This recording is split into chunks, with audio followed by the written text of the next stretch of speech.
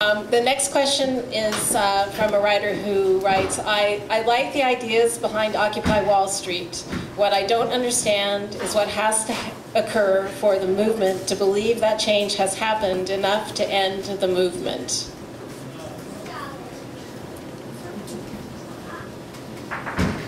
So I think that question is probably the most asked question next to what are your demands?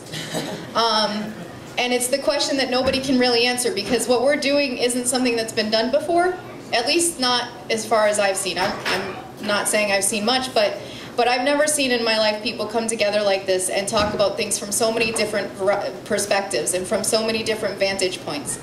So before we can even come up with a demand, and quite honestly, a demand defines you. And right now, not being defined is actually helping us to be able to take our time to figure out what really is important to us. In terms of trying to come to an end date, there may never be an end date. It may end up that we don't necessarily occupy the parks anymore. That maybe we take it off-site and we go back to our homes and we go back to places where we meet and we keep going. But it doesn't seem like once you've got that many people together who are willing to work together for the common good, that would be something you'd want to give up so easily. So I think that it might be something that ends up being more phased approach, where it starts off as something where we're all occupying our spaces and we do what we have to do until we're being heard. At some point, that may shift to something different.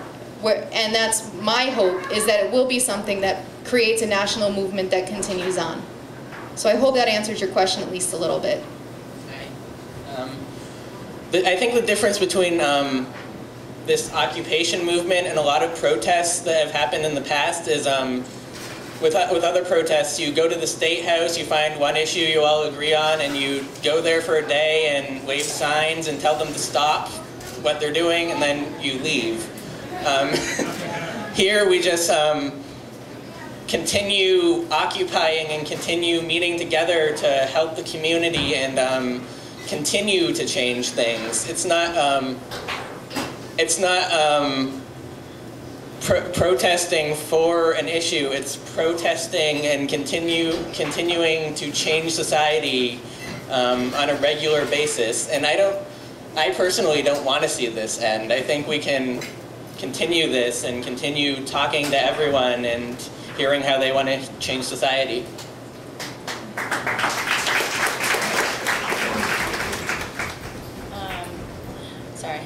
I just wanted to add also that, you know, we call it a protest and everything, but I think, I mean, when I look for demands and solutions within the Occupy movement, I really look at the occupation sites themselves and you know, what we're doing when we're coming together and meeting.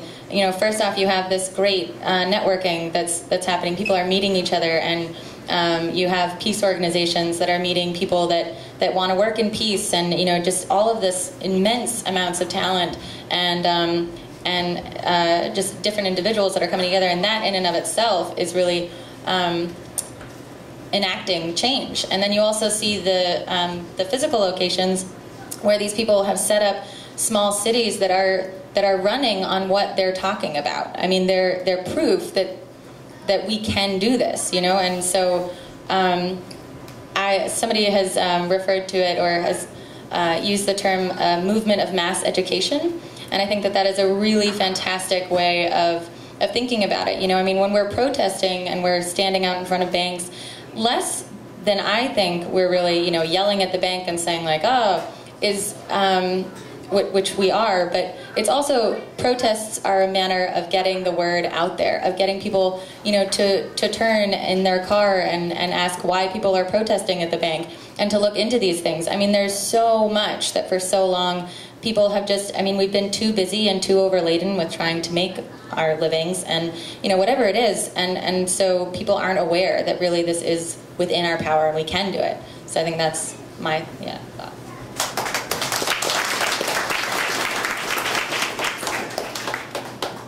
Our next question is, do you think that to succeed in bringing about change, we must have politicians who will act to bring about the change that Occupy New Hampshire advocates? And the second part of this question is, how can we get such people to run for office successfully?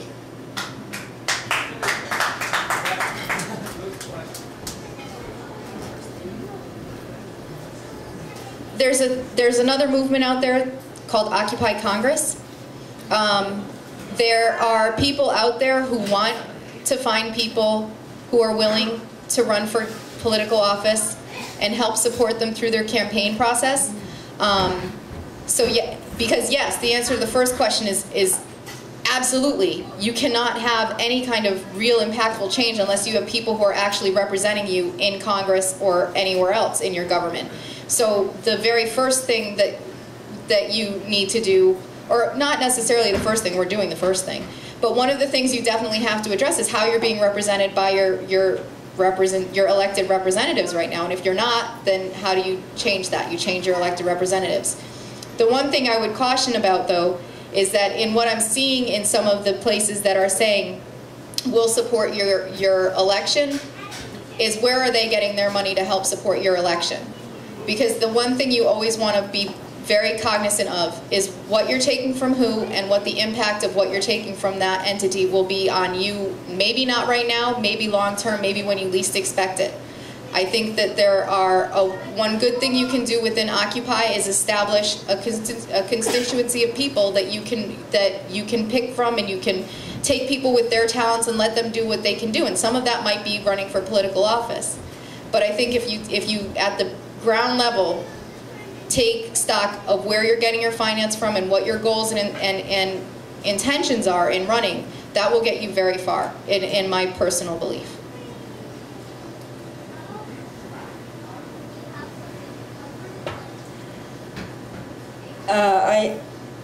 My thoughts on that is, I think it should start in the Congress, not in the executive, not in the judiciary. I think it should be on the Congress because, for example, the TARP. The TARP could have never been gone. The money, our money is gone, but the Congress, they should have known better. I'm not saying Barack is the all-time. No, I think he is a little bit naive, and he is one head compared to the Congress of 200-something heads, and they've been there forever. They should have known better not to give those money to the banks.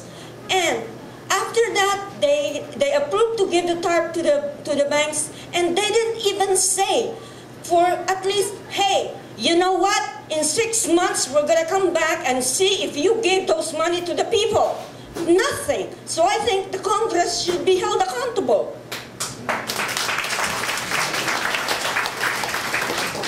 So getting back to the question, I think one of my favorite parts of this movement is that we've gotten people of so many diverse political views to work together. We have people that are in the Democratic Party, we have a Republican state legislature, we have libertarians, we have Free State Project members, we have anarchists.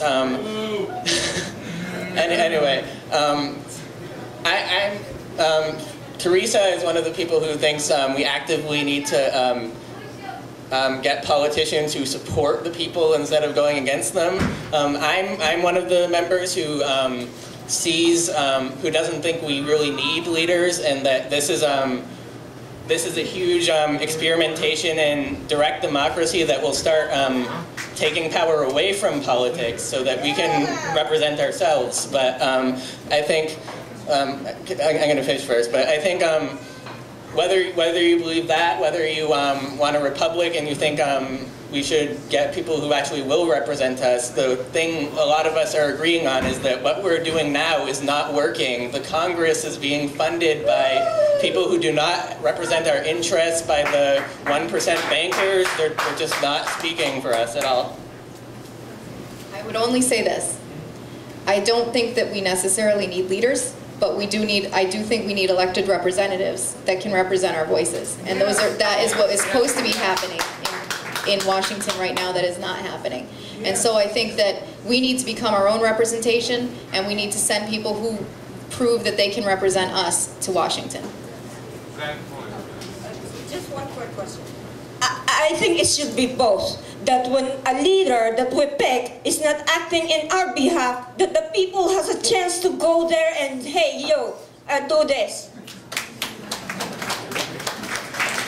Just a reminder that it starts at the local level too, because when I was PAC chair for the teachers union in Manchester, we interviewed candidates who wanted our endorsement. And what did? We asked them questions that led them to an educational conclusion. In other words, we would ask them a question that would lead them to think about an issue in an important way.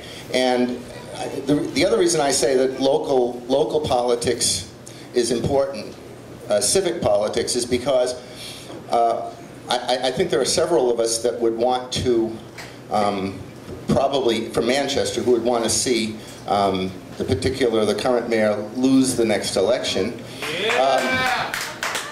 And on Tuesday. Part of what I see behind that is that who was complaining to the mayor about our setup at Veterans Park? Who were they? I'll bet I know. They were the very people, and again, not people, but people who represented corporations that are uneasy with us being there. And so if that man is susceptible to suggestion from those groups, then he needs to be out. And the same thing with every alderman from every ward, and including the alderman at large. So it's local.